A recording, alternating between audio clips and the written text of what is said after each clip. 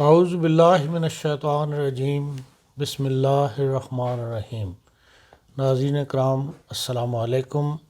Voice of Germany کی اردو نشریات کے ساتھ آپ کی خدمت میں حاضر ہیں۔ ناظرین، آج کچھ انٹرنیشنل خبریں ہیں جن کو آپ کے ساتھ شیئر کریں گے۔ پاکستان کے حوالے سے ہم نے آپ کو یہ خبر دی تھی کہ بھئی 18 تاریخ کو ایک جہاز جو ہے وہ ڈپورٹیشن کا جانے والا ہے،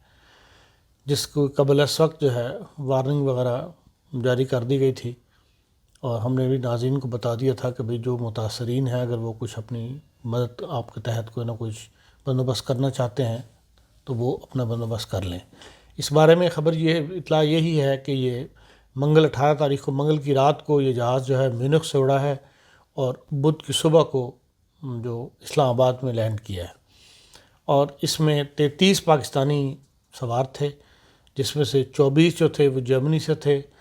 اور 7 جو تھے وہ آسٹریا سے لے کے آئی تھی پولیس، اور 2 پاکستانیوں کو جو ہے پولینڈ سے پہلے یہاں لایا گیا اور یہاں سے پھر 33 کا جہاز بنا کے پاکستان اسلام آباد بھجوایا گیا۔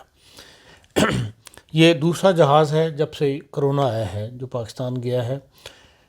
جولائی میں بھی ایک 19 افراد کا ایک جہاز گیا تھا جو پہلے یہاں سے ایتھنس گیا، اور ایتھنس سے چند پاکستانیوں کو لے کر پھر یہ جہاز اسلام آباد گیا تھا۔ اس لحاظ سے یہ ایک پریشان کن امر ہے کہ جب سے یہ کرونا شروع ہوا ہے تو یہ ڈپورٹیشن جو تھی رک گئی تھی۔ 2017 میں بھی، 18 میں بھی، 19 میں بھی ڈپورٹیشن ہوئی ہے۔ 18 میں جو ہے کل 7408 آدمی اس طرح ملک بدر کیے گئے تھے۔ 2019 کے اندر 11081 آدمی جو ہے ملک بدر کیے گئے تھے، لیکن 2020 میں یہ شروع کے مہینوں میں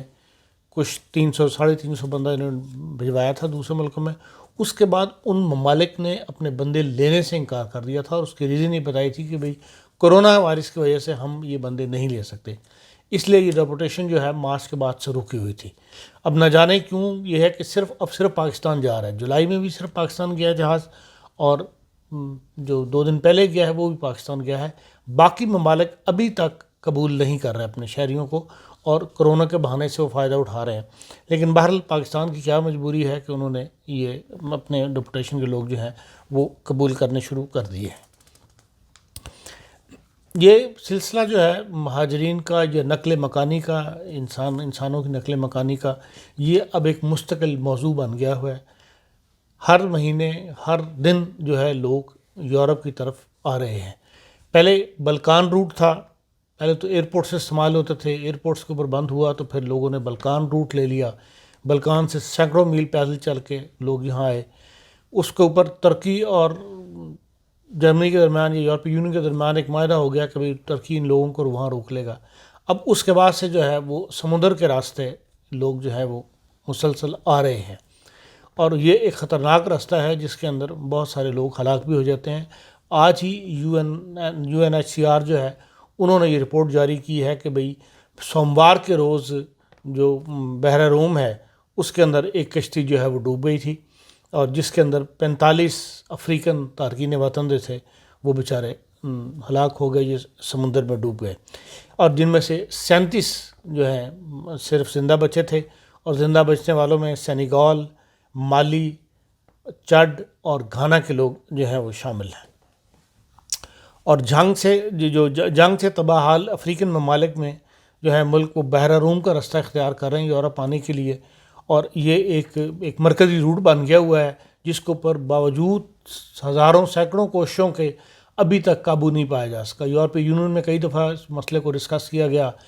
جرمنی نے بھی 3 جہاز دیے، اور دوسرے ملکوں نے بھی جہاز دیے کہ سمندر میں لوگوں سے ڈوبنے سے بچایا جائے اور پہلے ان کو روک لیا جائے۔ سمندر کی جو حدود ہیں ان میں سے جو ابھی یورپین حدود کی طرف نہیں بڑھتے ان کو تو جہاز واپس لے جاتے ہیں۔ جیسے پچھلے سال 7000 افراد کو جو ہے وہ لیبیا سمندر سے جہازوں نے واپس بھیجوا دیا،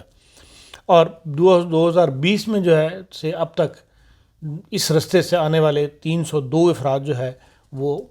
ہلاک ہو گئے یا ساحلوں تک بیچارے نہیں پہنچ سکے، اور جو لوگ پہنچنے میں کامیاب ہوئے ہیں ان کے لیے جو بنائے گئے ہیں کیمپس، ان کی بھی حالت جو ہے وہ بڑی دردناک ہے۔ کہیں 54,000 آدمی ہیں، کہیں 22,000 آدمی ہیں، اور ان سب میں مطلب کوئی 6 لاکھ ٹوٹل جو ہے تعداد 6,54,000 لوگوں کی ہے جو مختلف کیمپس کے اندر پڑے ہوئے ہیں. یہ سب وہ ہیں جو بائی سی آئے ہیں اور قسم پسری کی حالت میں جو ہے سہولیات سے محروم کیمپوں کے اندر اپنی زندگی بسر کر رہے ہیں. بہرحال یہ ایک انسانی سانحہ ہے جس کے جو انفارمیشن ہمارے پاس پہنچی ہم نے آپ کے ساتھ شیئر کر لی. ایک انفارمیشن جو اس میں رہ گئی، جو پاکستان جانے والی پرواز ہے اس پر حکومت کا جو ہے 47,000 یورو فلائٹ پر خرچہ آتا ہے. اس کے علاوہ ناظرین، بیلاروس میں جو انتخابات ہوئے تھے وہ بھی اب روز کی ڈسکشن میں آ رہے ہیں. وہاں بھی لاکھوں افراد جو ہے ویکنڈ پہ جو جلوس نکلا تھا اس میں لاکھوں افراد شامل ہوئے تھے، لیکن اب اس کو یورپی یونین نے بڑا سیریسلی لیا ہے اور الیگزینڈر لوکاشینکو جو وہاں کے صدر ہیں، اور وہ ان کا دعویٰ یہ ہے کہ وہ 80% ووٹ لے کر کامیاب ہوئے ہیں. وہ 26 برسوں سے وہاں پر حکومت کر رہے ہیں اور اس معاملے میں یورپی یونین نے کے سربراہان نے ایک ویڈیو کانفرنس کل کی تھی کہ بھئی اور جس میں یہ فیصلہ کیا گیا کہ اب ان کے اوپر جو ہے پابندیاں، بیلاروس کے اوپر اقتصادی پابندیاں لگائی جائیں. پہلے بھی لگائی گئی تھیں لیکن 2016 میں یہ پابندیاں جو ہیں اٹھا لی گئی تھیں،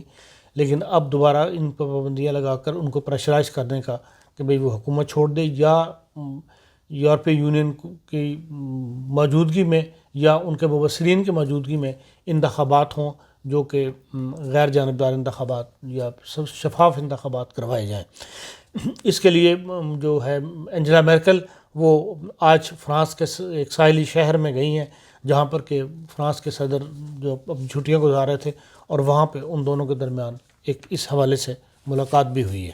اس کے علاوہ جو ایران کا مسئلہ ہے اس میں 2015 میں جو جوہری معاہدہ ہوا تھا اس کے بعد یو این او نے کی پابندیاں جو ہیں وہ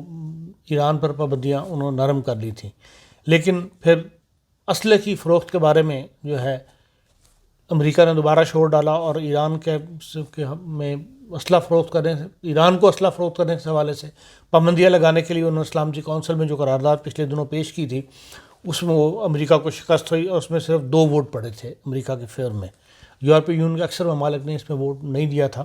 لیکن اس کے باوجود اب امریکہ جو ہے وہ اقوام متحدہ میں ایران پر نئی پابندیاں عائد کروانے کے لیے قرارداد پیش کرنے لگا ہے. اس سلسلے میں امریکن وزیر خارجہ نے آج سلامتی کونسل کے صدر سے ملاقات کی ہے اور یورپین ممالک نے کہا ہے کہ بھئی اگر قرارداد پیش کی گئی تو اس کے پاس ہونے کے امکانات بہت کم ہیں، اور اگر دوبارہ ایسا شکست کا سامنا کرنا پڑا امریکہ کو تو امریکہ کے علاوہ جو یہ اقوام متحدہ کی جو ساکھ ہے اس کے اوپر بھی ایک برا اثر پڑے گا. اسرائیل اور یو اے ای کے جو نیا معاہدہ ہو رہا ہے اس کے حوالے سے ابھی تک جو یہ خبر جو ہے گرما گرم اخبارات میں اور ذرائع ابلاغ میں چل رہی ہے، اور اس پر سعودی عرب نے یہ کہا کہ وزیر خارجہ کا یہ بیان بھی آیا تھا کہ بھئی سعودی عرب جو ہے وہ اسرائیل کو تسلیم نہیں کرے گا. لیکن آج صدر ٹرمپ نے امریکہ کے اندر اخبار نویسوں کے ساتھ جو گفتگو ہوئی اس میں انہوں نے یہ کہا ہے کہ اس معاہدے کے اندر جو ہے جو سعودی عرب بھی شامل ہوگا، بلکہ یہ بھی کہا کہ بھئی بعض ایسے ممالک بھی شمولیت کے خواہش مند ہیں جن کا نام سن کر دنیا جو ہے حیرت میں رہ جائے گی یا دنیا کو یقین نہیں آئے گا. جس کے اوپر اخبار نویسوں نے سے پوچھا کہ ان میں سے آپ کسی 2-4 کا نام بتا دیں تو انہوں نے کہا کہ ابھی نام نہیں ہم بتا سکتے، لیکن بہت سارے ممالک جو ہیں وہ اس میں شامل ہونا چاہتے ہیں، سعودی عرب کے ساتھ اسرائیل کے ساتھ تعلقات جو ہے وہ بحال کرنا چاہیں. اس بات کو تقویت دینے کے لیے اپنے پروگرام کو امریکہ نے نظر یہ آ رہا ہے کہ یو اے ای میں اور دوسرے خلیجی ریاستوں کے اندر جو ہے وہ ایک گراؤنڈ بنا رہا ہے، کیونکہ عام طور پہ خلیجی ریاستوں کی جو عوام ہے وہ ان معاملات سے اپنے آپ کو آزاد رکھتے ہیں، ان میں کبھی مداخلت نہیں کرتے، لیکن اب وہاں پر بھی مظاہرے شروع ہو گئے ہیں فلسطینیوں کے خلاف، جس کے اندر فلسطینیوں کے خلاف وہ بیان بازی بھی کی جا رہی ہے. اب ظاہر ہے فلسطین کے لیے یہ ایک دکھ کی بات تھی، ان کو ناپسندیدہ فعل تھا خلیجی ریاستوں کا کہ وہ فلسطین کو حمایت کو چھوڑ کر اسرائیل کے ساتھ تعلقات قائم کریں. اس کے اوپر فلسطین کے اندر ایک لازمی رد عمل جو تھا وہ دیکھنے میں آیا، جس میں جھنڈے بھی جلائے گئے اور مظاہرے بھی ہوئے. تو ان کے اوپر جو رد عمل ادھر شو کیا گیا ہے خلیجی ریاستوں کے اندر یا یو اے ای کے اندر اس سے اندازہ یہ ہو رہا ہے کہ بھئی لگ یہ رہا ہے کہ وہاں پہ بھی گراؤنڈ باقاعدہ لوگوں کو تیار کیا جا رہا ہے کہ وہ فلسطینیوں کے خلاف ایک اپنا رد عمل کا اظہار کریں. اور یہ بات جو ہے، یہ جو بات کہی جا رہی ہے کہ یہ دو گروپوں میں تقسیم ہو جائے گا عالم اسلام، ممکن ہے کہ یہ اس کو سپورٹ دینے کے لیے کرایا جا رہا ہو، یا اس کا بہرحال اس پہ ایک برا اثر یقیناً پڑے گا. اب جو فلسطین میں رد عمل سامنے آیا تھا، اس کے جواب میں جو سروے کروایا گیا ہے مغربی ذرائع ابلاغ کی طرف سے، اور وہاں جا کے باقاعدہ پوچھا گیا ہے لوگوں سے، تو انہوں نے یہ کہا ہے کہ بھئی یو اے کے لوگوں نے کہ بھئی اگر فلسطین کے اندر ہمارے جھنڈے جلائے جائیں گے تو ہم سے کیا وہ توقع رکھتے کہ ہم ان کے پرچم کو سلوٹ کریں گے. اسی طرح یہ کہا ہے کہ فلسطینی کے ہاتھوں جو ہے یو اے ای کا جھنڈا جب جلایا جاتا ہے تو ہم مطلب یو اے ای میں جب فلسطین کے ہاتھوں یو اے ای کا جھنڈا جلایا جاتا ہے تو ہمارا دل یہ کرتا ہے کہ ہم اسرائیل سے معذرت کریں کہ اب تک ہم نے ان فلسطینیوں کی وجہ سے اسرائیل سے جو نفرت کا اظہار کیا تھا اس کے اوپر ہمیں ان سے معذرت کرنی چاہیے. اس طرح وہ کہتے ہیں کہ 17 سال سے جو ہے سعودی عرب نے $6 بلین جو ہے وہ امداد دی ہے فلسطین کے لوگوں کو. اس طرح یو اے ای نے 2.5 بلین امداد دی ہے فلسطین کے عوام کے لیے. وہ کہتے ہیں 40 سال کا اگر حساب لگایا جائے تو یہ $20 بلین سے بھی زیادہ رقم بنتی ہے. اور اگر ہم یہ رقم جو ہے اسرائیل پر خرچ کرتے تو ہو سکتا ہے کہ اسرائیل جو ہے وہ مسلمان، اب تک سارا اسرائیل جو ہے وہ مسلمان ہو جاتا. اب وہ یہ بھی کہہ رہے ہیں کہ بھئی ہم نے تو، یا ہماری حکومتوں نے فلسطین کا انفراسٹرکچر ٹھیک کرنے کے لیے، وہاں کے عوام کی حالت بہتر کرنے کے لیے یہ رقم سالانہ امداد کے طور پر دیتے تھے. لیکن ہوا یہ ہے کہ حماس لیڈر جو ہے اسماعیل اور خالد، ان کے اثاثے جو ہیں وہ $9 بلین تک پہنچ گئے ہیں. اور جبکہ محمود عباس جو فلسطینی ہیں انہوں نے کہا کہ ان کے اثاثے جو ہیں 200 ملین تک ان کے اثاثے وہ رکھتے ہیں.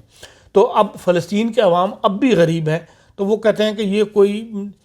انفراسٹرکچر میں کوئی تبدیلی نہیں آئی، اسی طرح وہاں پہ غربت ہے، اور یہ سلسلہ ہمیں نظر نہیں آتا کہ یہ کبھی ٹھیک ہو سکے گا. تو اس لیے بہتر یہی ہے کہ بھئی اگر ہماری حکومتیں اسرائیل کے ساتھ تعلقات ٹھیک کر رہی ہیں تو ہمیں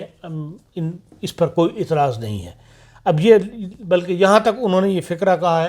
کہ we are fed up with you and your cause, you people are ungrateful.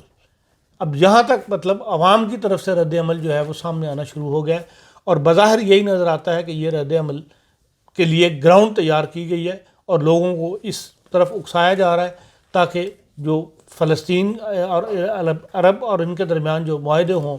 اسرائیل کے درمیان، اس کے اوپر لوگوں کے منہ جو ہے وہ بند کیے جا سکیں. جرمنی میں ایک قانون جو ہے وہ تیار کیا گیا ہے یا بنایا گیا ہے، اور اس کو قانونی شکل دینے سے پہلے یا پارلیمنٹ میں پاس کرنے سے پہلے عوام کی رائے حاصل کرنے کے لیے جو ہے وہ عوام سے اس کی رائے لی گئی ہے. اور وہ یہ ہے کہ بھئی جن لوگوں نے کتے پال رکھے ہیں ان کو پابند کر دیا جائے کہ وہ 2 گھنٹے دن میں، 1 گھنٹہ صبح اور 1 گھنٹہ شام، یا کم از کم دن میں 2 اوقات کے اندر ان کو 1 گھنٹے کے لیے باہر لے کر جائیں، اور ان کی جو رہائش ہے کتوں کی، اور ان کو جو موسمی اثرات ہیں، جو موسم میں تبدیلیاں ہو رہی ہیں، ان سے محفوظ کرنے کے لیے ان کو باقاعدہ ایک مطلب قانونی شکل دی جائے کہ ہر جو شخص پالتو کتا رکھتا ہے وہ اس کا پابند ہو. یہ ایک اس لحاظ سے دلچسپ قانون ہے کہ بھئی اس کے لیے بھی حکومت جو ہے وہ اتنی فکر مند ہے، اور انہوں نے باقاعدہ ایک کمیٹی بنا کر اس قانون کو قانونی شکل دی ہے. اب دیکھیں یہ کب پارلیمنٹ میں جاتا ہے اور کب تک یہ پاس ہو سکتا ہے. اس کے علاوہ کرونا جو ہے وہ جیسے کہ دوبارہ ایک نئی ویو آئی ہوئی ہے اور بڑھ رہا ہے، تو جرمنی میں بھی اب ایک دن کے اندر کل جو ہے وہ 1700 کیسز جو ہیں وہ رجسٹرڈ ہوئے ہیں، جو کہ کم ہوتے ہوتے 300-400 پر آ گئے تھے. اور جبکہ بھارت میں بھی کل جو ہے ایک دن کے اندر 70,000 نئے کیسز جو ہیں وہ کرونا کے رجسٹرڈ کیے گئے ہیں. اس لیے ایک یہ امکان پیدا ہو رہا ہے کہ بھئی ایک کرونا کی نئی ویو جو ہے وہ یورپ میں بھی اور دنیا کے اندر آ سکتی ہے. ناظرین، یہ تھیں آج کی چھوٹی چھوٹی خبریں. اس کے ساتھ ہی ہمیں اجازت دیجیے، کل پھر ملاقات ہوگی. اللہ حافظ.